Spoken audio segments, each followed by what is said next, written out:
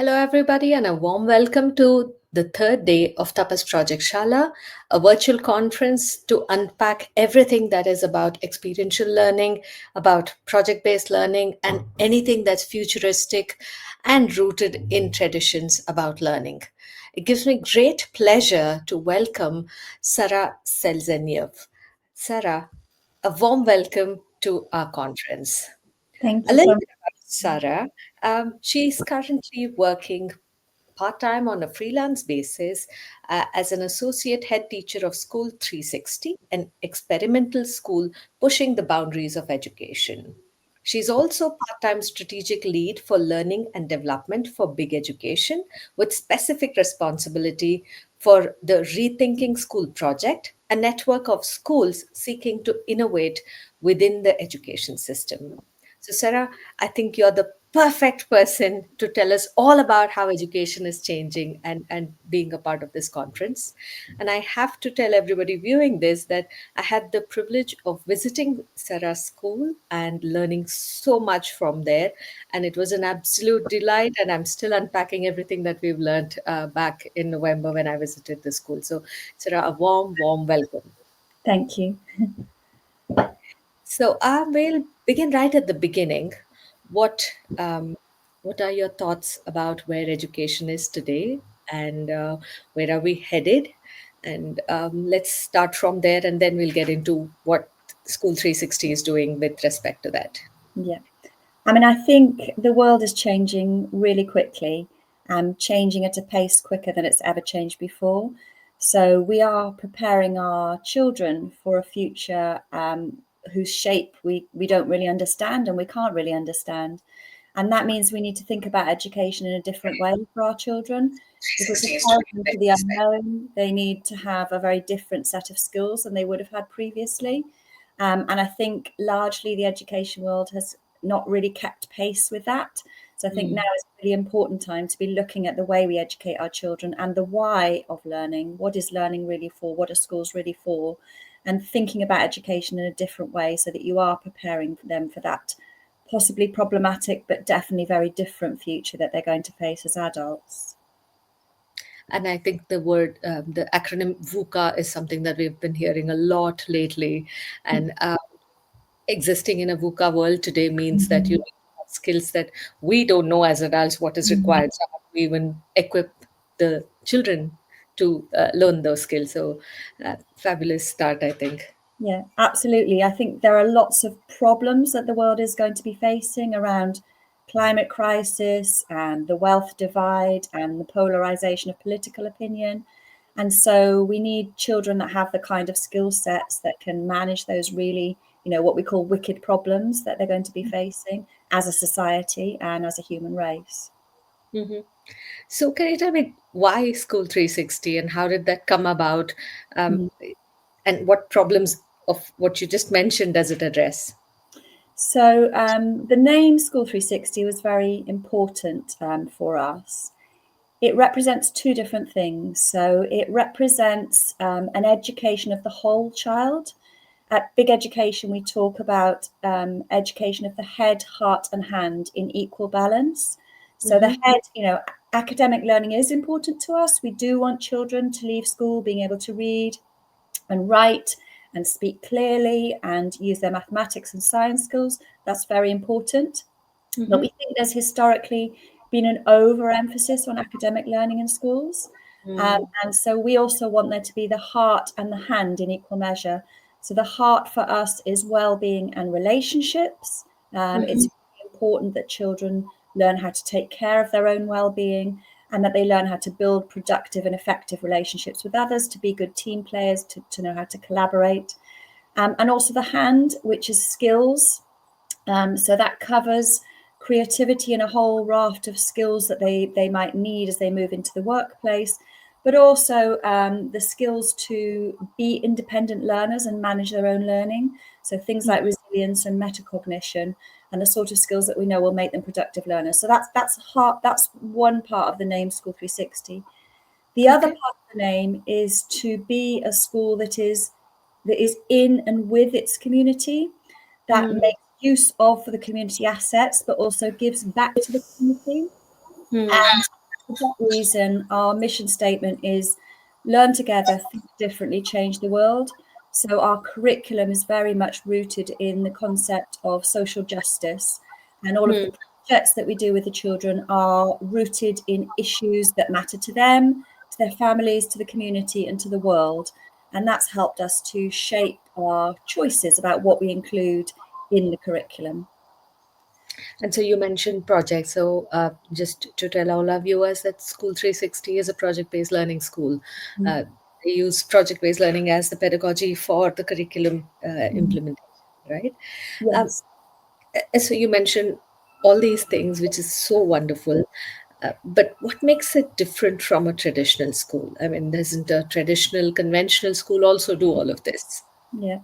I'm actually very passionate about the primary curriculum being very distinct from the secondary age curriculum. So when students move into schools age 11, they will move into uh, an education that prepares them for the exams that they will do age 16 and then age 18.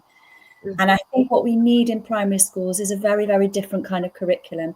Historically, certainly in the United Kingdom, the primary curriculum has just been a bringing down of the secondary curriculum. And what that's done is separated the primary curriculum out into subject areas. And Hmm. I think that's not very productive for primary school children's learning. We know from the early years model that we have, where we have areas of learning. So we have knowledge of the world, we have arts and creativity, we have personal, social, and emotional. And that gives a really great foundation up till age 5. And we Hmm. actually believe that introducing project-based learning in between that and the secondary school age is a kind of buffer to that sort of subject separation that you get in secondary school. And I think Hmm. that's really important for children of that age, because knowledge to them is a lot more fluid. You know, Hmm. where does geography start and science begin? That's a very difficult thing to establish in the primary years. Yeah. Children find learning much more engaging and meaningful if it's Mm. taught through a cross-curricular project, Yeah. which tackles a real life issue that they care about and which they are motivated, a problem that they are motivated to solve, basically. So that Right. hence the choice of project-based learning for us. And that's one of the things that makes us very different to a lot of primary schools in the UK. Yeah, and it's so fabulous to be talking to a fellow project-based learning supporter, right? Because I think at Tapas we have consciously decided that that's the vehicle through which we will transact with our learning, and we are observing how the transdisciplinary nature of a project allows for them to think beyond the Mm, solution, which would be so limited otherwise if you were mhm, doing a project only science or mhm, only social sciences. mhm. um, then the solution is also limited to that particular area. And I think it's the power of this transdisciplinary learning and being able to establish those neural pathways Yeah. in the primary years is going to set them up for the subjects in the secondary years. Absolutely, absolutely. And the thing is, what we know, we were talking about wicked problems, weren't we? Yes. All of those wicked problems that our scientists and universities are trying to solve, they all need interdisciplinary solutions. So as a Mm. world, I think we're shifting towards a better and greater valuing of interdisciplinary learning and interdisciplinary approaches as being the ones that will solve those wicked future problems that we have to face. I think it's very difficult. I think the subject silos will have had their day ultimately. We're Mm. seeing in a lot of in the Rethinking Schools project that I run, we're seeing a lot of the most progressive and most innovative schools. Instead of doing subject exams age 16 as a standard, they're called GCSEs in the United Kingdom, and you usually would study 8 or 9 subjects at GCSE level age 16 and sit exams for those. A lot of the Mhm. schools now are dropping those and saying we'll do the English and maths exam age 16 because we think that's important qualification for students to have. But then they're developing their own project-based interdisciplinary qualifications to Mm. replace the single subject GCSEs. And those do tend to be about issues that matter. So the polarization of political thought, for example, or the climate crisis. And they're Mm. finding that those set the students up age 16 in a much more productive way to be prepared for the deeper study that they'll do beyond that, from 17 to 18 and then on to university. So I think, that model of subject separation, eventually I think we're gonna shift away from that. The world's moved on, but I don't think school has for quite a long time. Yeah, that's quite unfortunate. And I agree with you. I just hope that it would be faster. Like, let's get there faster, Yeah, Frustration is real that you see that this is the way to go, but we're not moving there quickly enough. yeah. Um, I think the other thing about project based learning, and I invite your thoughts on this, is the connect with the real world and with what is contextual to us. You mentioned that all your projects are based in the community that you are in. Yeah. Can you tell us a little bit more about why that's important? So for us, one of the sort of key elements of project-based learning is to have contact with real people that do real jobs. Um, Mm, so how do you know what a ballerina is if you've never met one? How can mm, you be a historian when you've never actually met a historian? So we mm, try and build into our projects contact. We're very lucky in the area we live in. We're in the middle of London, in an area of new developments. There are lots of businesses and organisations there, universities, arts organisations, and we try to connect each project to one of our local organisations and bring real people into that project. mhm, So, for example, when our 4-year-olds were learning about the development around them, the new area which is being built around them, they were doing a project where they were learning about buildings, and mhm, they were imagining what buildings they would design for the local area if they were in charge of the local area. So we mhm, had come into the classroom for them. We had a bricklayer, a carpenter, an electrician, and a plumber who set mhm, up their workstations for them and showed them how to do tiling, how to do carpentry, how to connect electrical circuits together to show this is what real builders actually do. And then when they'd done their building designs, we had the local developer, the building developer from the local area come in, and the children were presenting their building designs to them and saying, we think this would be great to have a zoo on Sugar House Island, which is where we're based, and the builders were giving their feedback on whether they thought that was a good idea for the local area. So it's real projects with real contact with real people. And I mhm, think that's really important in terms of opening their eyes to the possibilities, but also getting a really kind of deep understanding of what it means to be an expert and what the possibilities are for mhm, expertise. I think the school curriculum can be quite limited, in terms of the context that they meet, and we're trying to expand those horizons. And we just started experimenting actually with a technique that builds those opportunities in through role play as well. So I don't know if you've heard of the mantle of the expert approach. I heard it first from you. So, So we're building that into our project-based learning. So that basically involves an element of role play within the project where the children are enter into role, a very specific role. So, for example, there was a year 3 project, which is for 7 to 8-year-olds, mhm, where a letter was written to, they were entered into a role play where they were taken down into a mine and found a very particular gemstone, and they were mhm, told that they were petrologists and they had to explore this particular mineral that they'd found, this gemstone, and mhm, compare it to other gemstones in the local area and create a map of the mineral assets. So that triggered them. They were the petrologists. They were given this mission. They had a problem to solve. That triggered them and motivated them to want to go and do the research about the mhm, rock stones that they had and were given as part of this role play. So it's all about taking on the mantle, the cloak of the expert within the project. So I guess 2 kinds of expertise: one, meeting the real experts, but 2, sort of living out the role of being that expert through the project and knowing what it means to be a petrologist, or what it means to be a historian, or a filmmaker, for example. absolutely.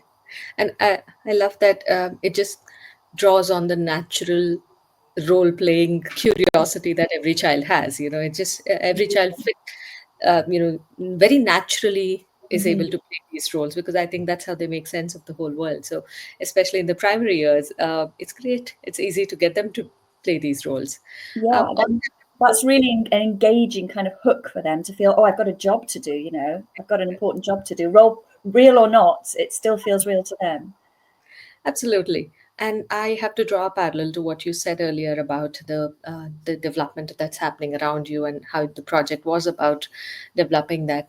We did a project on the Indus Valley civilization, and we looked at it from the lens of Bangalore has become too chaotic in terms of the traffic it has today. Mhm. So, what can we learn from how the town planning was done during the Indus Valley civilization and use that for Mhm. if we were given a chance to change the plan of a city like Bangalore. So I think giving them that real lens and making them think about how can history help us solve today's problems was so Mhm. useful. And I don't think they look at history as something that was written some time back and it's not useful anymore. Mhm. So Mhm. that's been a great learning for us. Yeah. Um, I And also, think. it is sometimes about affecting real change pretty. So, our students are a little bit young at the moment. We're a new school, so the eldest students we have are age 8. But other schools in our network of schools, our Rethinking Schools project, Mhm, are undertaking projects with the children that do actually create civil action and mhm, make changes in the world around them. mhm, So schools have lobbied about social housing in the local area and got meetings with the council and made their complaints about the quality of social housing very clear. Another school we work with called Surrey Square has actually got the law changed through a mm, campaign that they ran with other local schools around the cost of naturalization for immigrant children. So, mhm. showing them that they have the agency and they have the power to make change, but also Mhm. teaching them the strategies to make real life change through citizens' action. And I think that's a really important skill set for them to learn. Absolutely, and I love how through this entire process, there's a respect for each student. There is you're not preparing them for life. This is life. This is Yeah. exactly what they are living, and so that giving them the respect and telling them that yes, you are capable of something today, and Mhm. then showing them that you're a citizen and you're not just a consumer of the Mhm. world. And Mhm. that's a beautiful Yeah. example. Yeah, so Thank you're not a passive recipient of everything that happens to you. You do have power and you you. can act. And this is the kind of pathway for action that we're teaching you. Brilliant. Again, drawing a parallel, I'm just so lucky that I'm having this conversation with you. At Tapas, we also do something called as the town hall, where we every Wednesday the students meet to Mhm. discuss one problem that the school is facing, and so Mhm. you will see children telling that, if somebody says that boy is bullying me, they'll say that's a personal problem. We'll discuss it later. Now, can we talk about the problems of the school? So Yeah. it's just so beautiful that we've built this community who are thinking what the problems are there, what are the Yeah. problems it's facing, and they look at solutioning right there. They have popcorns Mhm. of Mhm. solutions coming up, they vote on it, and then they try and implement the solutions and check where they are the following week. So Mhm. it's just absolutely beautiful how Yeah. citizenship can be built right from the primary years. Yeah. And the other thing, of course, that project-based learning lends itself to very well, and we try to do, is to consider the voice and the perspectives of the minorities. Mm, So I'm thinking about history projects that we do where we don't look at the narrative of that particular historical incident through a sort of Eurocentric narrative. We look at it through the minority voice perspective. So there's a there's a there's a period of history that most primary schools would study, which is the Great Fire of London, when a mm, fire happened, and because at the time most buildings were made of flammable material, a large mm, area of London was burned, and it's a big, famous historical event. But when we looked at that through the perspective of the Dutch immigrants living in London at the time, mhm, who were blamed for the fire for the sole reason that they were immigrants in that city. It mm, wasn't actually anything to do with them. And so the product that the students produced as part of that project, and bearing in mind they're only 7 years old at the time, was they did a sort of green screen filming activity where they dressed up as characters from the Great Fire of London. And one of them was a Dutch immigrant and one of them was an interviewer, and they interviewed each other about the Great Fire of London and why people were blaming the Dutch immigrants. So I think project-based learning allows you to think of different voices in those stories because the knowledge is more fluid and flexible. It's not so fixed. So mm. you have the capacity to think about different perspectives in a way that's quite difficult when you're thinking always in these narrow sort of subject silos and boxes of content, if you know what I mean. Absolutely, yes. Mm. Um, so The next question I have is, when I visited there, I know that I saw that you've used a lot of technology in the way that you enable project based learning, and Mhm. enable the kind of learning that you have just described. Mhm. Can you tell me a little bit more about that, and what is your take on how much technology is too much? Okay. Um, for me, technology is a tool. I think this is one of the things that's changing very, very quickly. Let's face it, Pretty, our children are better at technology than we are. So Yes. we need to move away from that notion of we are teaching them about technology. And we Hmm. need to move towards a notion of we are going to expand their understanding of the possibilities of technology and also Hmm. make them aware of the potential, but also the possible pitfalls of technology. So that's the kind of approach that we take. Hmm. We have an app called Seesaw, which I big plug for because it's been amazing for us. The Hmm. children don't really have books, the Okay. traditional exercise books that you would have in a primary school. They have one exercise book for their literacy work because, obviously practicing cursive script is Sure. important in the primary years. So they do have a writing book. But otherwise, all of their work is loaded onto the Seesaw app. It starts when they're very young. So once they've settled into their first reception class, age 4, we start teaching them how to use the iPad to take photographs, to record audio clips of them explaining their work, and then to record video clips using a very basic set of equipment, a tripod. Then as they move into year 1, we teach them how to use the green screen, which is really great for doing kind of role play film situations. And what this does is first of all, it is an inbuilt way of embedding metacognition into the curriculum. Hmm. Because instead of just doing your work and handing it in and it's gone, you do your work and then you put a photo on and you record an audio clip saying, this is my rocket that I made. I built it out of cardboard. It was very difficult to stick the cardboard together, but in the end, I found out that sellotape worked really well, for example.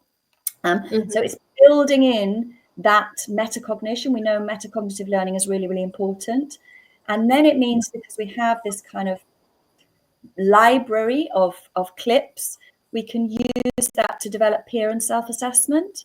So at the Okay. end of the day, the teacher might put one of the clips up on the board and say, okay, here's a clip of someone explaining their rocket and how they made it. What do we think about this person's presentation? What's really good about it? And if that person did this presentation again, how could they improve it? And so Hmm. over time, you can build in these sort of feedback loops, and Hmm. that builds in the other sort of concept that's very important to project-based learning, which is the idea of iterations of the work. So you're Yeah. moving towards producing a beautiful piece of work. That's the Ron Berger kind of Yeah. project-based learning. His book is all about that by iterative feedback loops. So the first product that you produce might not be the final product. It might be the first of 3 final products before you get to the one that you're really happy with. So that Hmm. technology has enabled us to build in metacognition and building feedback loops in a really, really powerful way. And then it has other benefits, wider benefits. Parents can see everything that their children are doing at home, which they love. Hmm. Parents post pieces of work to the app and the teacher can upload those. So you create a full and rich kind of portfolio of the child's learning inside and outside of school. And then we've also been using those to completely rethink end of year annual reports. So I don't know if you Okay. have these in your school, but in the UK, we have usually 2 sides of A4, some writing about each of the subjects and what the child has done. A lot of it is often copied and pasted by the teachers, to be perfectly frank. Yeah. And there's very little in it that's personal and meaningful as a parent. I know that myself. What Hmm. we've done is we've said, forget that. That's a massive workload for teachers. It's not very helpful to parents. All they really want to know is, how's my child doing? Are they happy? Have they got friends? Are they learning well? Are they applying themselves? Are they concentrating? And are Yeah. they making progress? So with the Seesaw app, we developed a website for each child. And at the end of each year, the child has a conversation with their teacher to curate their best pieces of work from the year and to write a couple of sentences about each of them.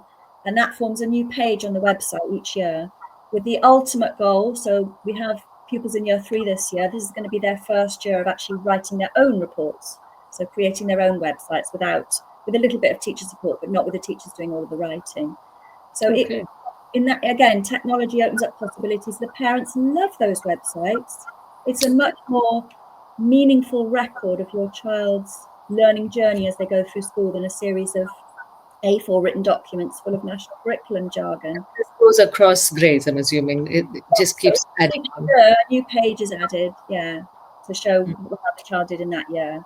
So it Yeah. talks about how, are they living up to the school values? What are their next steps? And it gives some pieces of work for each of the subject areas, so that you can see a sort of fair reflection of what the child's interested in and what they've been working on that year. Brilliant. And two things for me to observe and comment on here. First thing, you mentioned that you use technology as a tool, right? Mm-hmm. And that's, I think, the most powerful thing today for every educator to be using. And I think we are so scared about the word technology in the classroom that Mm-hmm. many teachers just shut off at the mention of it. Mm-hmm. I think we should be encouraging that, just like how she or he would use a scissor in the classroom, an iPad is the same. It Mm-hmm. is to be used as a tool. And the second thing that you mentioned about feedback, and I couldn't agree more, and the iterations that the learners have to do with each feedback. We use Austin's Butterfly, Ron Berger's Austin Butterfly video Yeah, to introduce the concept of how to give feedback and have multiple drafts of their work so that it becomes better and better. So I think that becomes the basis of all other learning. Being able to give good feedback and take good feedback mm-hmm. is the basis of project based learning. I think that's one of the first few skills that we are focusing on. Yeah, And I think, yeah, it just makes sense that the teacher's doing this in the classroom using their own work. yeah. It's fabulous. And that's part of a wider effort that we've made at the school to establish what we call a feedback culture across the school, Mm-hmm. where you are not just giving feedback and receiving it. You are asking for feedback, receiving Mm. it in a positive mindset, and using it to change your practice. And that's Mhm. something we've built into the way we work with teachers, because if feedback is good for students, it's Yeah. obviously also great for teachers. So we do that specifically through a very different kind of professional development model that we have, where Mhm. we only have two kinds of professional development sessions really. We Mhm. have one which is a sort of series of sessions where we will get an input. It might be a reading, a research paper, or a video inspiration of some good practice, or a reminder of our, our policy around project-based learning, for example, and what makes a great project. Mhm. So we will read, listen, discuss that. Then we Mhm. will all make a plan to go away and film ourselves in the classroom, again, using very basic technology, iPads with tripods, very Mhm. basic. And we film ourselves interacting with the children in whatever context was relevant to that input that we had. And then the following week, we come back with our videos and we watch each other's videos and we give each other feedback. So we have Mm. feedback protocol, which is I saw, I noticed, and I wondered, which we will use with each other. And then we Mhm. collectively, once we've looked at each other's videos, we collectively agree the next steps for us as a school. And then we may go into another round of filming. And Wow. that's the first kind of professional development we do. The second kind we do is instead of senior leaders taking in people's books and checking what does the work look like in books, are you doing the right thing, because it's all on Seesaw, what we do is we say, okay, this week we're going to be looking at science on Seesaw. Here are some investigative questions. Dive Mhm. into the science on your Seesaw app for your class and Mhm. decide, are you happy with how things are going in science? Is there a good set of evidence? Are you covering a good range of skills? Have all children got sufficient work on there for science? And then you come back and tell us what your next steps are going to be. Mhm. So it's all about seeking feedback from others and using feedback to improve practice, and using that as a kind of collective school improvement process and professional development process that we all engage in together. And that might mean that a teaching assistant is giving me as head teacher feedback on one of my videos, but that's all well and good, that's how you set up a feedback culture, by laying yourself open to being Right. observed and being critiqued. Yeah. Absolutely, and that's beautiful. And this was something I did definitely carry back from there. And similar to that, we have something called as the circle of influence that we do at Tapas. And so each teacher draws a circle of influence in which she or he mentions who they have influence over and who has an influence over their work. And Mm-hmm. we some people from our circles to give us and receive feedback. Oh, I love And so, that. uh, based on the feedback, we draw our growth plans, and finally, we present the growth plan and we discuss how we enable the growth. Mm-hmm. And so this is again based on peer feedback, peer reviews. Somebody has come and observed my class and is able to tell me what I'm doing, what Mm-hmm. I can do better, etc. So Mm-hmm. I think what I hear you saying is that just the way we believe that students should be given agency, choice, voice. Mm-hmm. Similarly, you are giving the same to every teacher who's at School 360. Absolutely, yeah. And I have to say, that's a difficult thing for new teachers to believe, let's say. I Mm, think what we talk about is that when you come to School 360, you have to unlearn and relearn your practice, mhm. because we are doing things very differently, and people come wanting those differences, but they still struggle to believe that it's actually true. So Yeah. just a little example of that. I was going round with one of our leaders the other day, and we were looking at an area of practice. We were just going around and just walking around the classrooms, and um, I was asking lots of questions, and she was Mhm. answering them. And I said to her, this is not a test. I'm not testing you. Yeah. I'm here to show you how to ask questions, and you're the person who's supposed to be asking the questions. So I'm Mm, not walking around the school testing you to see, have you led your area of learning effectively? I'm yeah. walking around the school teaching you how to ask better questions about what you're trying to achieve. And Oh. she said, I know that's true, she said, but I'm struggling.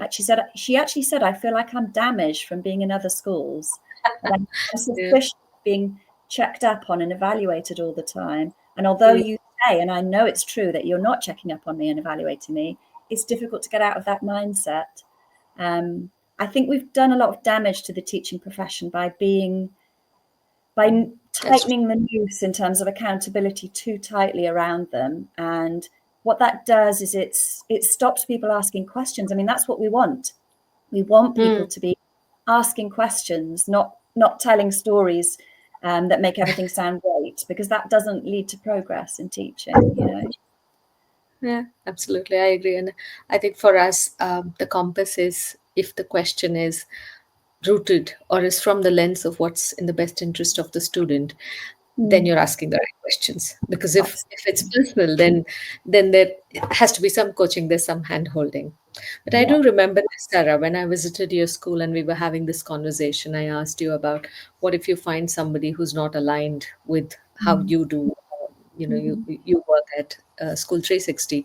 How would you let them go? And you said, why should we let them go? I was just mind blown. Like, it was just a moment of sheer sheer shock of okay, this is possible. And my own thinking and stereotype till then was questioned, and I came back thinking, I have to do a lot more work in order to be able to deserve being a leader of this stature. So thank you so much for that, and that has shook me and made me really rethink about how we perceive and look at misalignment of the mm, vision of the school.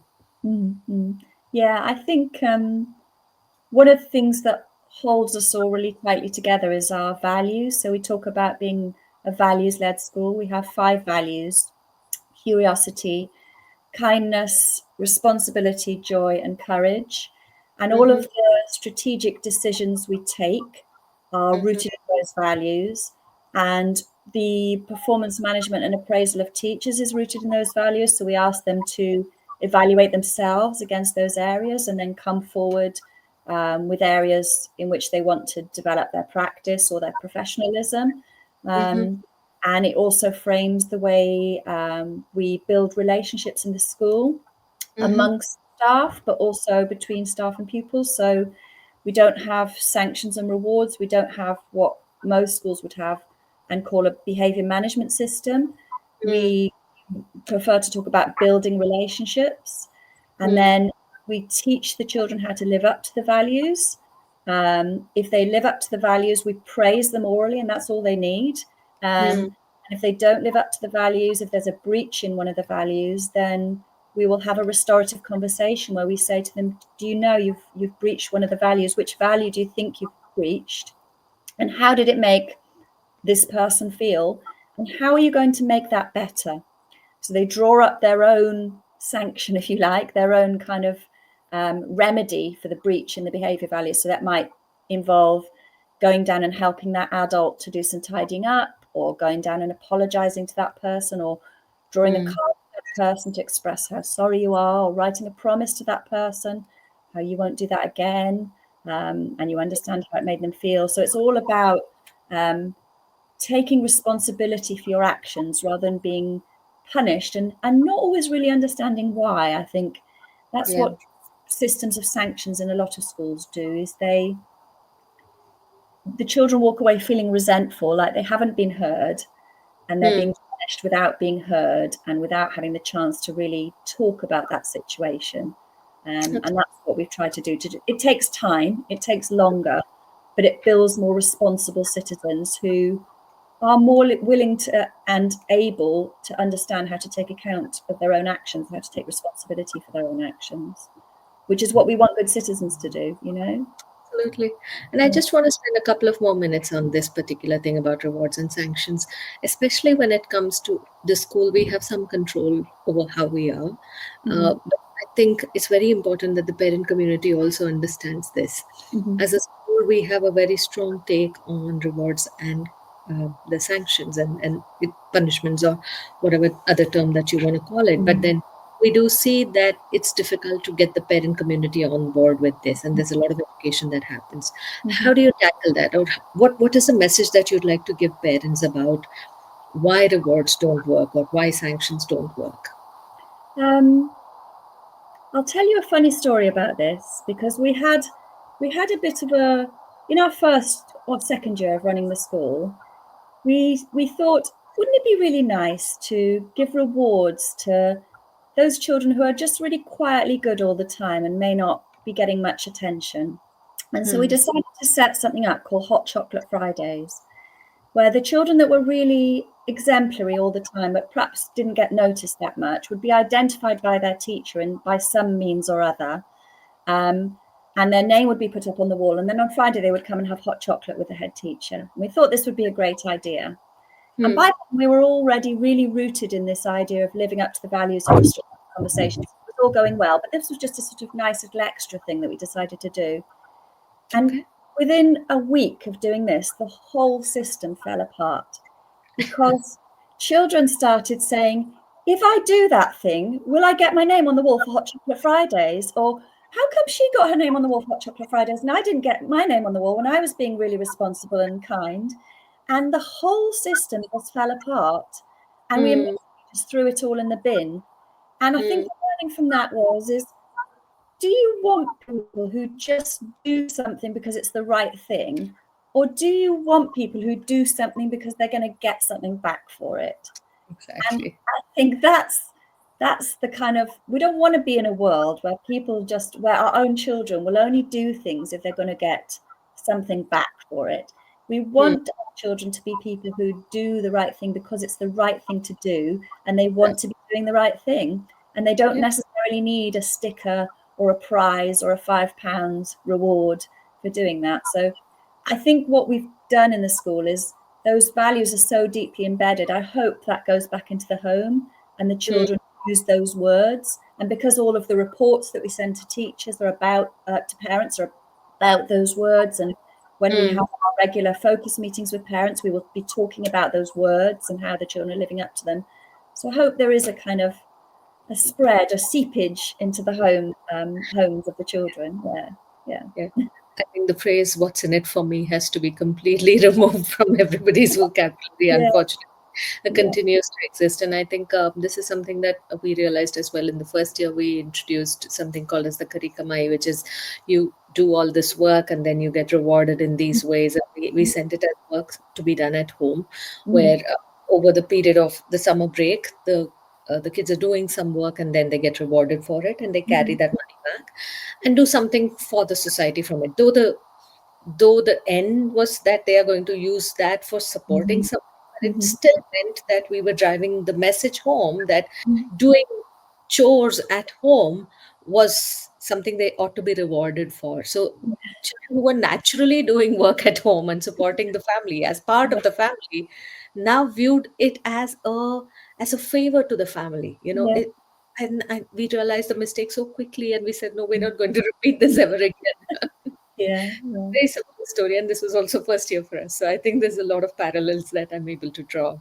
Absolutely. Um, so now, when you do all of this, Sarah, when there's so much of work being done on the social emotional front, on the mental health front, on keeping it real and giving context to the real world and the context, you're doing so much. Mm. Do you ever feel that this translates into some of the academic goals not being met? Um, is there is there a tightrope of balance that you have to walk on, and how You do you manage that? you have to be brave. I mean, that's one of our school values, courage. You Hmm. have to be brave to lead like this because it's much easier to play the game and Hmm. teach the children to pass the tests. Hmm. But morally and ethically, as teachers, I think all of us as teachers, we know that's not real learning and that's not real teaching. If that's all we're doing, it's easier to do. It's Yeah. easy to do. Um, it's quite easy to just teach the children to pass the test. You won't get very happy children. You won't get very independent learners, but it's quite easy to do. Just spend all your time doing test practice and things that will make them better in the exams. So you have Hmm. to be brave to say, I'm not going to spend all my time doing that because other things matter to me. And Hmm. you have to be convinced, which I am convinced actually, that spending time doing these things will actually help them to be better in tests later on Hmm. in their lives.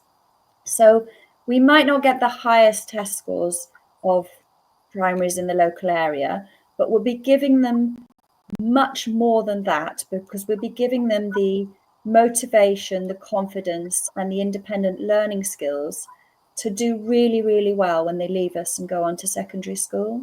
And I Hmm. think that's more important. And actually, to be fair, our tests, the statutory tests that we have had to do so far, we are doing absolutely fine. We're doing really well compared to local schools. So it doesn't seem to have disadvantaged them, even though we're not doing things in the way they should be. For example, in year one, when they're 5 in England, we have to do a phonics screening to check Hmm. their ability to use phonics for reading. So we Hmm.